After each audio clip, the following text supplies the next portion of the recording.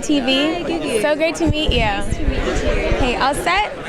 So I just want to ask you, first of all, Belle is one of my favorite films, of all time. I don't even want to blow your head up, but it really is. Oh, wow. So the comparison between the two, because with Belle, she comes from an enslaved background, but she gets to live a life of privilege, compared to your character in Free State of Jones, where it's more of the traditional narrative of a slave. How did you compare the preparation or even the performance between the two?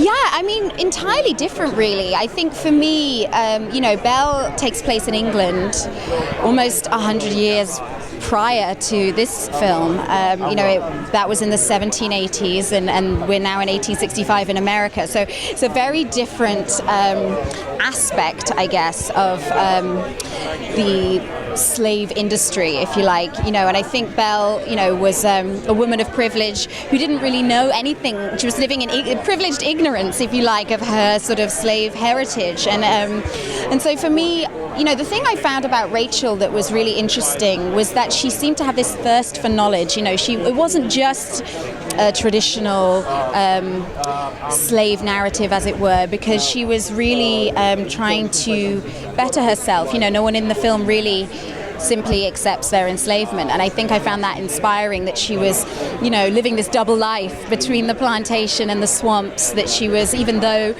she was a house slave, she was still trying to escape at night to bring supplies to the Maroons, to the other escaped slaves, and she was trying to learn to read in secret. I think somebody like Belle probably took learning to read for granted. I really approached them as quite separate.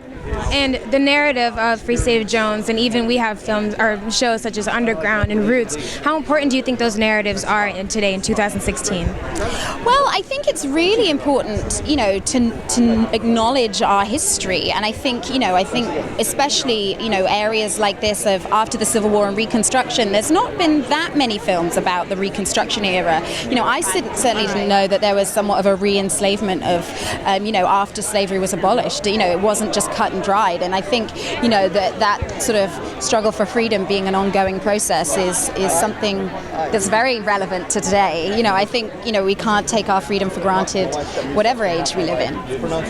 And so, what is the main thing you want people to take from this film after seeing it?